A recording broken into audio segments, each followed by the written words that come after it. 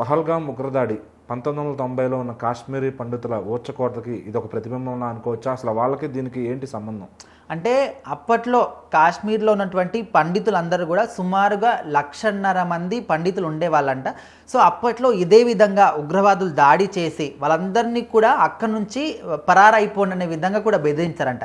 So ఇప్పుడు ఏ విధంగా అయితే ఒక అమ్మ అంటే వాళ్ళ భర్తను చంపేసినప్పుడు నన్ను కూడా చంపిన తను అడిగినప్పుడు వాళ్ళు చెప్పిన మాట ఏంటంటే, మిమ్మల్ని చంపము, మిమ్మల్ని వదిలేస్తున్నాము, చావంటే ఎంత భయంకరంగా ఉంటుందో మీరు ఈ విషయాన్ని వెళ్ళి నరేంద్ర మోదీకి చెప్పండి అని అది క్లియర్ అండ్ క్లారిటీగా ఇప్పటికి అందరూ కూడా దాని గురించే మాట్లాడుకుంటున్నారు. సో ఇదే విధంగా అప్పట్లో పండితులందరినీ కూడా సుమారుగా 1.5 మంది పండితులు ఉంటే అందులో 10ల సంఖ్యలో అంటే 10 నుంచి ఒక 20 మధ్యలో పండితులు చనిపోయారు, అంటే వాళ్ళు అటాక్ చేసి చంపేశారు.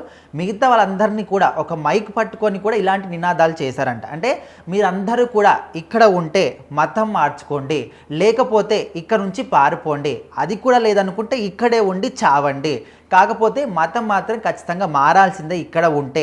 అదేవిధంగా మేము పండితులుగా ఉంటాము, ఇక్కడే ఉంటామంటే అస్సలు మేము ఉండనివ్వము, క్షణంలో చంపేస్తామనే విధంగా వాళ్ళు మైక్ పట్టుకొని మరి అప్పట్లో బెదిరించడం జరిగిందంట 1990లో. సో ఇప్పుడు కూడా సేమ్ అదే నినాదాలు చేస్తూ ఓన్లీ హిందువుల్ని టార్గెట్ చేసి, అది కూడా ఎంత నీచంగా అంటే పురుషులందరినీ కూడా సపరేట్గా తీసుకెళ్ళి వాళ్ళ ప్యాంట్లు అండర్వేర్ కూడా తీయించి వీళ్ళు సొంతి చేసుకున్నారా లేదా, వీళ్ళు హిందువులా కాదా అంటే కొంతమంది తప్పించుకోవడానికి మేము ముస్లిమ్సే అని చెప్పినప్పటికీ కూడా లేదు మీరు అబద్ధం చెప్తున్నారని చెప్పేసి ప్యాంట్ తీస్తే తెలుస్తుంది కదా వీళ్ళు ముస్లిమా హిందువా కదా. సో ఆ విధంగా కూడా పక్కకు తీసుకెళ్ళి చంపేశారండి.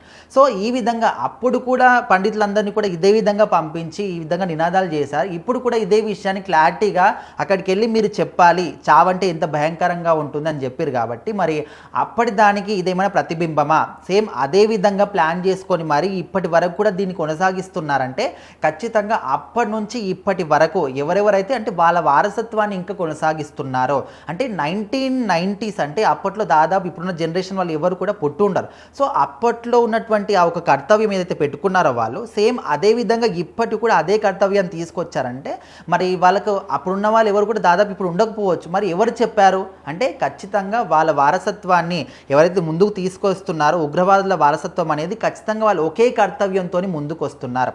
అయితే ఇక్కడ ఏదో మతాన్ని ఉద్దేశించి చంపాలి, లేకపోతే కులాన్ని ఉద్దేశించి చంపాలి, మతాల మధ్యన చిచ్చు రేపాలి, ఇదంతా కూడా పక్కన పెడితే ఇండియా అంటే భారతీయులను విడదీయాలి, భారతీయుల మధ్యన చిచ్చు రేపాలి, అప్పుడే మనం వీళ్ళని చంపడానికి కావచ్చు, వీళ్ళ మధ్య ఏదైనా సృష్టించడానికి మనకు ఎక్కువగా వీలు దొరుకుతుందని వాళ్ళ ముఖ్య ఉద్దేశం.